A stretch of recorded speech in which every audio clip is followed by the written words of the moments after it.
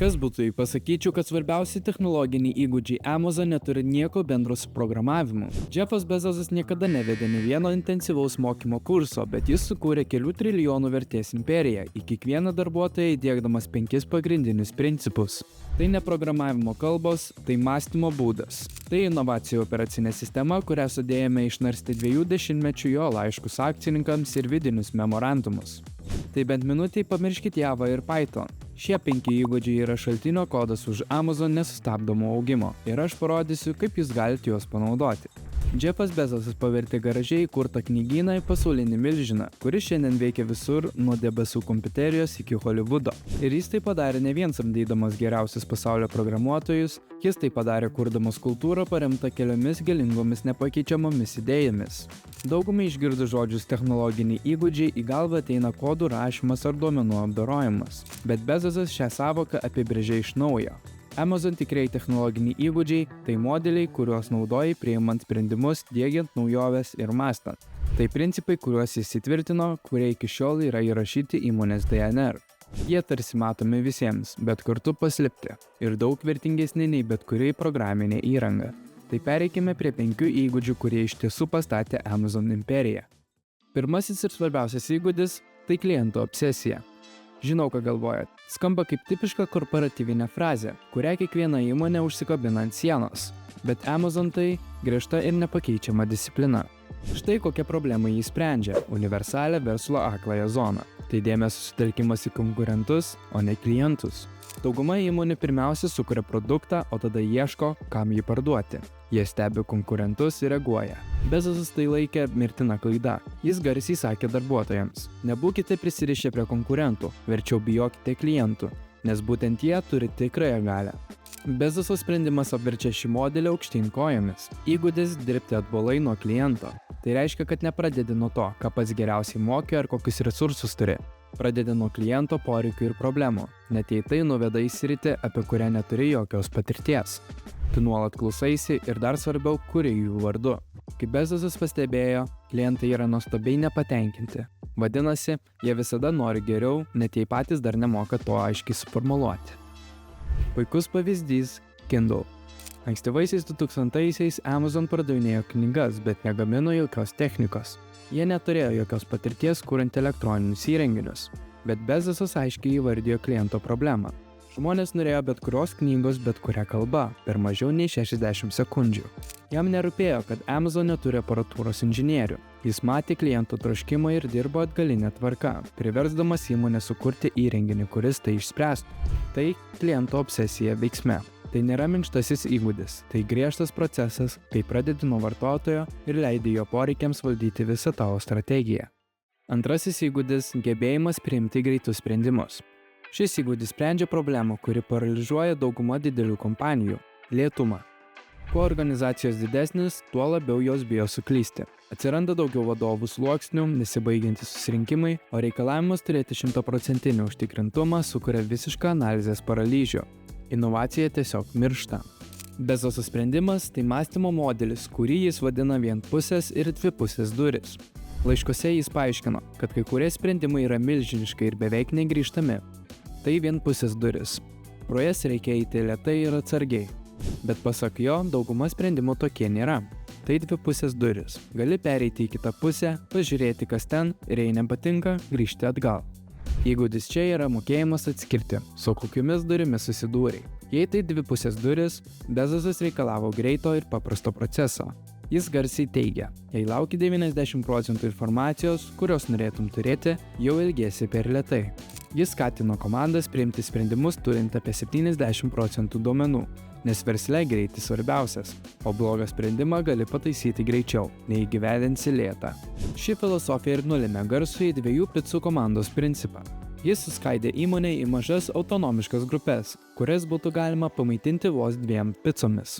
Tokios komandos judrios gali greitai eksperimentuoti ir priimti dvipusių durų sprendimus be ilgos vadovų patvirtinimų grandinės. Tai nėra beatodairiškumas, tai nuolatinis greitis paremtas supratimu, kad dauguma klaidų nėra mirtinos. Jos tėra mokymosi galimybės išradimų kelyje. Trečiasis įgūdis – tai, kas iš tikrųjų atskiria rinkos lyderius nuo likusiųjų – ilgalaikis mąstymas. Šis įgūdis sprendžia problemą, su kuria susiduria beveik kiekviena įmonė. Tai milžinišką spaudimą pasiekti trumpalaikius rezultatus. Rinka, investuotojai, net vidinė politika – visi apdovanoja už ketvirčio skaičius, o ne už revoliucinius projektus, kurie gali atsipirkti tik po daugelio metų. Bezoso sprendimas buvo toks. Jo žodžiais – būk užsispyręs dėl vizijos, bet lankstus dėl detalių. Tai reiškia turėti tvirtą, ilgalaikį tikslą, bet kartu būti pasiruošus eksperimentuoti ir keisti kryptį, kaip jį pasiekti. Jis nuolat kartoja savo komandoms, kad jos turi koncentruotis į įvestis, kurias gali kontroliuoti. Tokias kaip kainų mažinimas, pasirinkimo plėtimas, pristatymo gerinimas, o ne į trumpalaikius rezultatus, tokius kaip pajamos ar akcijų kaina, nes jie tėra pasekmės. Didžiausias šio principo įrodymas yra Amazon Web Services. Ankstyvaisiais 2000-aisiais statyti milžinišką debesų kompiuterijos platformą buvo beprotiškai brangu ir ilgalaikė avantiūra. Wall Streetas buvo sutrikęs. Amazon Web Services užtruko metus, kol pradėjo generuoti pelną ir prarijo milžiniškas investicijas. Bet Bezosas ir jo komanda buvo užsispyrę dėl vizijos. Jie žinojo, kad vieną dieną visoms įmonėms reikės patikimos, lengvai plečiamos skaičiavimo galios. Jie susitelkė į įvestį, kurti geriausią paslaugą ir būti kantrus. Šiandien Amazon Web Services yra dominuojantis rinkos lyderis ir pagrindinis viso Amazon pelno variklis. Tiesioginė pasekmė to, kad buvo pasirinkta ilgalaikė vizija, o ne pasidavimas trumpalaikiams abejonėms.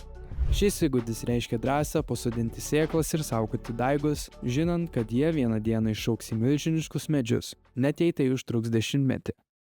Jei šie principai tau atrodo vertingi, padaryk paslaugą ir paspausk prenumeruoti. Kiekvieną savaitę dalinamės naujais įdomiais įrašais ir tikrai nenorėsi praleisti to, kas laukia toliau. Ketvirtasis įgūdis turbūt yra sunkiausiai pritaikomas daugelėje kultūrų – tikras noras patirti nesėkmę. Problema akivaizdi – dauguma įmonių sukurtos tam, kad išvengtų nesėkmių. Nesėkmės baudžiamos, jų žlugdo karjeras ir laikomos silpnumo ženklu. Tai sukuria kultūrą, kurioje visi vengia rizikos ir niekas nedrįsta bandyti kažką tikrai naujo.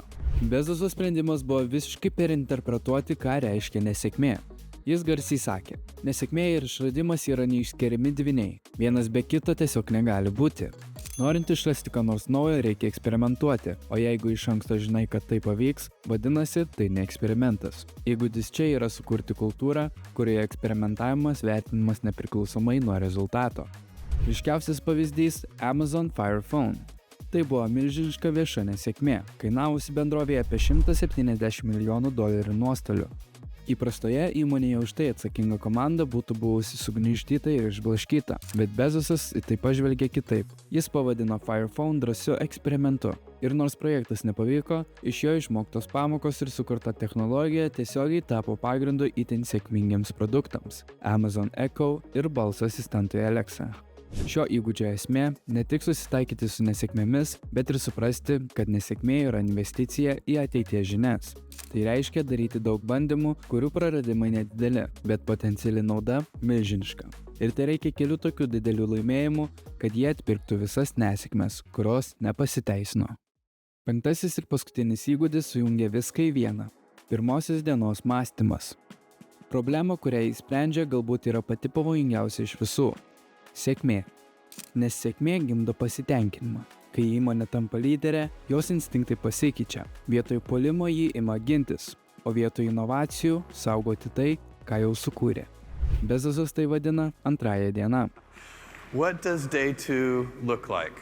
Day 2 is stasis, followed by irrelevance, followed by excruciating, painful decline, followed by death. And that is why it is always day 1. Įgūdis išlaikyti pirmosios dienos mąstymą reiškia aktyviai kovoti su šiuo nuosmukiu. Tai reiškia kasdien pasirodyti su tokia pat energija ir lankstumu, kokį turi startuolis. Tai nuolatinio mokymosi ir prisitaikymo požiūris, atvirumas didelėms naujoms tendencijoms, užuot joms prieštaravus. Tai nuolatinis klausimas, kas toliau, ir niekada nebūti visiškai patenkintam. Pirmosios dienos kultūra nuolat eksperimentuoja ir ieško naujų būdų nustebinti klientus. Šį įgūdį matome kiekvieną kartą, kai Amazon įžengia į naują industriją. Įsigijusi Whole Foods jį veikia kaip pirmosios dienos startuolis maisto prekių versle. Paleidusi Amazon Studios, ji buvo pirmosios dienos startuolis Holivude.